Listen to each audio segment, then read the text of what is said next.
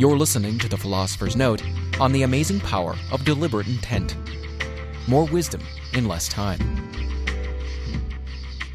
Hi, this is Brian. Welcome to the Philosopher's Notes on the amazing power of deliberate intent. Living the Art of Allowing by Esther and Jerry Hicks. Quote, so this leading-edge book is really about understanding the importance of having a deliberate intent for an end result, while at the same time tending to the balance of your energy along the way. But it is much more about awareness of the balance of your energy than it is about goal setting or focusing on end results. And it is from this very important distinction that this book, The Amazing Power of Deliberate Intent, has come forth. End quote. That's Esther and Jerry Hicks from The Amazing Power of Deliberate Intent. Esther and Jerry Hicks, I love them. This is the third note I've written on their work. You can check out the first two on Ask and It Is Given, Money and the Law of Attraction, and get some more mojo from Abraham Hicks, as they're known. I'm absolutely in love with their work and the clarity with which they express their wisdom. I might be just a tad freaked out still by the whole channeling thing, as you know if you've read the other notes, but oh my God, they rock. Remarkably lucid and equally transformative. For now, we've got a lot of big ideas to get to, so let's get to them. The first one is life on planet Earth rocks. Quote, contrary to what many of our physical friends believe, life on planet Earth is at its all-time best and getting better. End quote. I love that. Have you seen the YouTube video called Everything's Amazing and Nobody's Happy? If not, check it out. It's pretty funny. A comedian on Conan O'Brien's show goes off on how ridiculous it is that we ignore all the amazing things going on in the world and focus on all the stuff that isn't quite perfect, and in the process make ourselves miserable.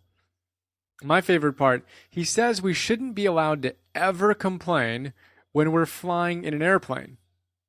We should all be beaming with joy at the fact that we're sitting in a chair in the air, getting to places in hours that used to take years or decades to get to. So the next time you feel inclined to get your grumpy on when you're experiencing the miracle of flying, please pause for a moment and realize you're going 500 plus miles per hour while sitting in a chair thousands of feet off the ground, and see if you can't swap a little appreciation for your complaining. Oh, and that trick works pretty much for anything, by the way. There's always something remarkable about our present moment, and we always have a choice to focus on that or the part that's not going the way we think it should, in quotes. Next big idea, desires and beliefs. Compatibility? Quote, for any desire to be realized by you, or before anything can manifest in your experience, there must be vibrational compatibility between your desires and your beliefs, end quote. This book starts with an overview of the ideas behind deliberate creation, and then it applies these ideas via various processes to all aspects of our lives, from relationships and work to finances and physical health. That quote above shows up again and again throughout each of these sections, so I figured it was kind of important. And I will repeat it here. For any desire to be realized by you, or before anything can manifest in your experience, there must be vibrational compatibility between your desires and your beliefs. In short, if you want something and you don't think you can have it, you're going to suffer. And if you really want something and you don't think you can have it, you're really going to suffer. Think depression, rage, etc. Positively, if you really want something and you really believe you can have it and are leaning toward that desire with consistent, inspired action, you're going to feel really good. Think joy, enthusiasm, love, appreciation, giddiness, etc. Quick philosophical tangent. One of the reasons I love Esther and Jerry Hicks's wisdom One of the reasons I really love Esther and Jerry Hicks's wisdom is I think that they provide a really powerful alternative to the whole notion that we need to get rid of our desires. You know, that idea from some Eastern schools of thought that desires are the root of all suffering. So get rid of your desires and you'll get rid of suffering. Well, that's just a misinterpretation of the idea of being attached to our desire. And it's just never really made sense to me. Desires, whether it's my desire to eat or sleep or pee or whatever, play a vital role in my life, obviously. And clearly, if I'm attached to having every desire met every moment of my life and then resisting what is if it differs from what I wanted, I'm going to suffer. But, and this is a big but, if I try to purge myself of all my desires, which is totally insanely impossible, I will also suffer. The real question, of course, is how do we live with divinely inspired visions of the future and feel great moment to moment to moment to moment? This, as you know, if you've read many of these, is a significant theme of my overall wisdom quest. Let's explore some big Abraham Hicks ideas on how to do it. This is basically what this book is all about. I will repeat the quote that shows up again and again throughout this book. Quote, "For any desire to be realized by you, or before anything can manifest in your experience, there must be vibrational compatibility between your desires and your beliefs." End quote. Next big idea, deliberate creation versus creating by default. Quote, "The most important aspect of any journey is the emotional aspect. For if you are aware of how you feel and are able to affect those feelings deliberately, then and only then will you have conscious control of all future outcomes of your life experience. We call this deliberate creation. On the other hand, if your dominant focus is upon the action journey, observing and responding to the things that are happening right now in your experience, allowing your feelings to naturally follow the patterns of your observations, and making no effort to guide your feelings, but merely responding to conditions and circumstances, then you will have no conscious control of your own life experience. We call this creating by default." End quote. So deliberate creation versus creating by default reminds me of a few things. Having what psychologists call an internal versus external locus of control, being a creator versus a victim, and being proactive versus reactive. Each juxtaposes taking responsibility for your life rather than merely letting life throw you around. As we discuss again and again, the difference is really important for our overall well-being. Let's take a quick look at each. Internal versus external locus of control. If I have an external locus of control, I blame things outside of me for my problems, from a bad economy or bad childhood or bad anything. I have all the bads in quotes, and I put them in quotes because it's all subjective. And your idea of bad might be someone else's treasure. In fact, someone with an internal locus of control would realize that anything and everything is neutral. And rather than blame the outside circumstances, they'd choose to see the best in it and do what they can to create what they want. Super powerful distinction. And it's one of the easiest ways for psychologists to predict your emotional and physiological well-being. Finding out where you put control. So go internal with that locus of control, will you? Thank you. Next one, creator versus victim. Another way to describe internal versus external is creator versus victim. Check out my notes on the power of TED for a really cool look at this model. In short, creators aren't victims. They have an internal locus of control and, as a result, a much better life. And then proactive versus reactive. Yet another way to look at it is via Stephen Covey's habit number 1. You can see my notes on his 7 habits of highly effective people. Be proactive, habit number 1. You can be proactive or reactive. If you're constantly reacting to your environment, you've lost your response ability. That's response-ability, your ability to respond, and you want to get that back. When you do, you'll move from creating by default to deliberate creation. That's what it's all about. And I will share another quote. To have conscious awareness of the value of your alignment and to understand how to achieve it and how to maintain it is the optimal experience. We call that deliberate creation. The next big idea is emotional guidance system. You and you, all caps.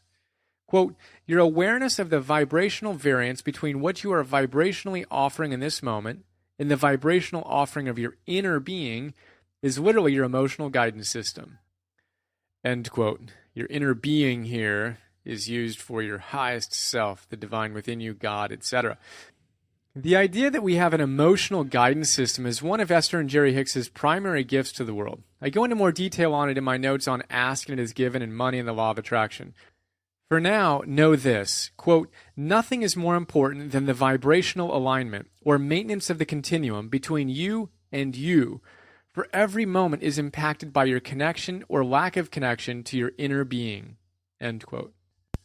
And this, quote, you deviate from the loving frequency of the inner you, but the non-physical part of you, that God force, source energy, inner being, or whatever name you assign to that eternal, non-physical energy from which you have come forth, never, under any conditions, feels anything less than love and appreciation for that which you are, end quote.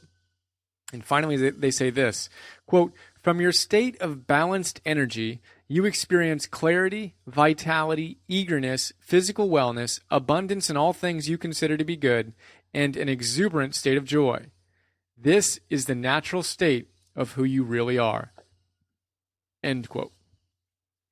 So again, check out my notes on Ask and It Is Given and Money and the Law of Attraction for some more mojo on emotional guidance systems. How connected you are to your highest self. You can tell by whether you're experiencing joy or depression. One points to a deep connection with Source, one points to a disconnection. All right, the next big idea is correcting course. The sooner the better. Quote, you can always correct your course, but the sooner you are aware that you are off your path, the better and more satisfying your journey will be. End quote. Well, that's an obvious statement, eh? But you might want to re-listen to that because it really captures what effective living is all about. Again, quote, you can always correct your course, but the sooner you are aware that you are off your path, the better and more satisfying your journey will be. I like to think of this when I wash my dishes. You ever notice how when you wash a dish, shortly after using it, it's much easier to clean than if you stick it in the sink and let it sit for a while? Same thing with our challenges. The sooner we can notice we're going down a path that just isn't serving us, whether that's in a little event like someone cutting us off in traffic and catching ourselves before we get cranky, or in a bigger event like finding ourselves in a job or a relationship where we've let years or decades of ick pile up. We can always correct course. Let's just see what we can do to become more aware earlier on when we get off path and correct course sooner and sooner and sooner, until we find that we get off path less and less and less. The next big idea is Book of Positive Aspects process. Quote, now it is not important that you find the perfect vibration or the best vibration, but deliberately looking for the positive aspects of a subject will automatically get you pointed in the right direction. End quote. This is great. Oftentimes we get ourselves into trouble and we want to feel the perfect emotion in any given moment. Not always going to happen. Esther and Jerry call themselves eternal spewers of processes. And one of the key reasons to get their books, if they resonate with you, is to tap into the array of different processes they recommend to shift your emotional state from a less desirable to a more desirable one. Their process called the Book of Positive Aspects is a really cool one. Super simple, super powerful. So imagine you're feeling a little less than stellar. Rather than trying to reach for the perfect thoughts to create the perfect, in quotes, state in that moment, take some time and write down all the positive things about your situation. That alone will get you rocking. How about an example? I'm writing this from Bali, where I've been on sabbatical for 8 months. I just moved to a new villa for a month. Super sweet. And as I'm trying to write this morning, there's all kinds of noise cropping up every few minutes. From a random blower-like thing to hammering to all kinds of other signs, all of which is threatening to get me a little feisty and give me a convenient excuse to forget my commitment to write today and come back to it later. Yeah, right. My quick positive aspects process is really simple. I start by reminding myself that I'm in Bali, in a sweet villa, on sabbatical, getting paid to write about wisdom I'm passionate about. Complaining about anything in this situation is kind of like complaining when I'm sitting in a chair in the air. Not cool. I also see the positive opportunity for me to avoid the knee-jerk response and truly practice this stuff. Then, the noise becomes a challenging gift. I could go on, but that's pretty much enough for me to get back to rocking it. Also, muting the outside noise by putting the headphones on with some nice alpha theta creativity-inducing music didn't hurt either. The point is, we can always move from the weak, disempowered, victim-oriented, creating by default mode to the strong, empowered, creator-oriented, deliberate creator mode. So how about you? Something currently tripping you up? Create a little book of positive aspects and automatically get yourself pointed in the right direction. Seriously, it's powerful. Let's go for it right now. In the PDF, I have some space where you can write down, I am stressed about. Write it down. What's stressing you out? Think about it. Press pause. Think about it. What's stressing you out? And then these are all the positive things I can see in it. What can you see in your current situation that's incredibly positive? Write all of those things down. And tell me, let me know if you have a positive shift in how you're feeling as you do this. Really, really cool process. Try it out. All right, the next big idea is feeling good now. Quote, we want you to consider the millions and millions of moments of your real life experience that could be feeling good now, feeling good now, feeling good now. Yes, of course the manifestation will come. It certainly will come, good or bad. Wanted or unwanted, it is coming. But your life is now. Your emotions are now. And the way you feel is now. Direct your thoughts to improve your now moment, and the manifestations will take care of themselves.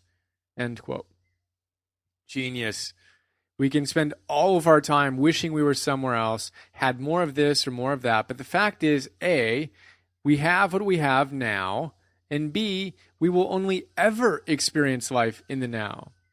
So if you believe Esther and Jerry, Eckhart Tolle, see notes on the power of now, and New Earth, Byron Katie, you can see her notes on Loving What Is. If you believe these teachers and the countless others who say the same thing, now is a good time to feel great. Esther and Jerry also say, quote, I don't have to figure it all out at once. I just have to figure out right now how to feel a little better than I was usually feeling. Right now, how to feel a little better than I was usually feeling. End quote. The next big idea is start with something easy, yo. Quote, as you are beginning to train your perspective toward those better feeling beliefs, we always encourage you to start with something easy. In other words, do not focus upon your most challenging relationship and then use it as a test case to see how good you are at improving your vibrational relativity between where you are and where you want to be. Once you've shown yourself that you can easily, on most subjects, find improved perspectives, then you can focus upon those more challenging situations. In time, you will know that you have absolute control over the way you feel, over your point of focus, over your point of attraction, and over everything that comes into your life experience. End quote. This is fantastic. It's so easy to go straight for the most complex aspects of our lives and try to solve it with a still developing set of tools. It's always better to start with the simple. As Krishnamurti says, and you can see the notes on Think on These Things, he says, quote, to go far, you must begin near, and the nearest step is the most important one. End quote. If we want to travel a great distance in our spiritual evolution, we've got to start with where we are and take the next simplest step in our path. It's not quite as sexy to focus on the super simple fundamentals, but when we get in the habit of doing our best with the small things, we find that less and less big things crop up. And when, if they do, we've got the skills to flow with them with more joy, flow, and ease. So what's an easy challenge in your life to which you can apply some of the truths you believe in? Get on that. Create some wins and watch your power grow. The final big idea is the thrill of creative genius. Quote, you are where you are. What you've been thinking and what you are currently thinking has resulted in your creation, in your life experience of what is. And so that's that. However, we want you to turn your full attention to the vibrational relativity between where you are right now and where you want to be. For that is where all your power is. That is where the thrill of creative genius lies. That vibrational variance between where you are and where you want to be is the creative arena that you have come forth to play within, the leading edge of creation. This is what you have come forth to experience and enjoy and to never complete. End quote. Are you willing to play at the leading edge of creation and dance with your creative genius? Good. That difference between where we are and where we're destined to be is often called dynamic tension. we've got to learn to embrace it. Life is one beautiful opportunity for expansions into a deeper and deeper connection to our highest selves. And as we embrace our truths and align more and more consistently with the divine within us, there's an effervescent joy that just kind of bubbles up, huh? Well, here's to that bubbling of creative genius within each of us. All right, that wraps up the note. I will now share a little bio on Esther and Jerry Hicks, a few other notes I think you'll enjoy, and then some quotes from the sidebar. Esther and Jerry Hicks, the authors of The Amazing Power of Deliberate Intent, are New York Times best-selling authors who produced the leading-edge Abraham Hicks teachings on the art of allowing our natural well-being to come forth. Law of Attraction workshops held in up to 60 cities per year inspire a regular flow of Abraham Hicks books, CDs, and DVDs. Their internationally acclaimed website is abraham-hicks.com. That's from the book. Check them out. If you like this note, I think you'll also enjoy the notes on Ask and It Is Given, The Astonishing Power of Emotions, Money and the Law of Attraction, and The Power of Intention. And now some quotes. These are all Esther and Jerry Hicks. Remember, if the life you are living has the resources to produce within you any specific desire, then the resources also exist for your full receiving or manifestation of that desire. For any desire to be realized by you, or before anything can manifest in your experience, there must be vibrational compatibility between your desires and your beliefs. Why would you want to accept or face a reality that is not pleasing when you can create a reality that is pleasing? When you decide to make your awareness of the vibrational relativity between you and your source of extreme importance, you will have made the most important decision that you could ever make. For you have now consciously activated your own personal guidance system, and you will never be lost again. The key to joyful, deliberate creating is to choose the subjects of your thoughts intentionally, while paying close attention to how each thought feels. For unless you are aware of how the thought feels, you have no understanding of where you are on the sliding scale of vibrational possibilities. You may often say that you want more money, but if you consistently feel disappointment or even fear about not having enough money, then your vibrational offering regarding money does not match your statement of desire. As you pay attention to your emotions, you literally feel your way to your vibrational alignment with Source. You understand that if you want to hear what is being broadcast from 98.7 FM, you must match your tuner receiver to 98.7 FM. The frequencies must match in order for you to have clear reception. The better you feel, the more in alignment you are with your desire. The worse you feel, the more out of alignment you are with your desire. Your emotions in every moment give you an indication of the vibrational relationship between the non-physical you and the physical you. Nothing is more important to you than this relationship, and nothing can enhance your physical experience more than an understanding of your emotions. Well, there you go. That's a quick look at The Amazing Power of Deliberate Intent, Living the Art of Allowing by Esther and Jerry Hicks. Hope you enjoyed and look forward to sharing more with you. Have a fantastic day.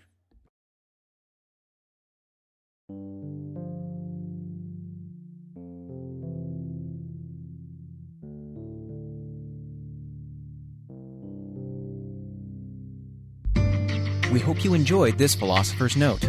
Please go to www.philosophersnotes.com to download more.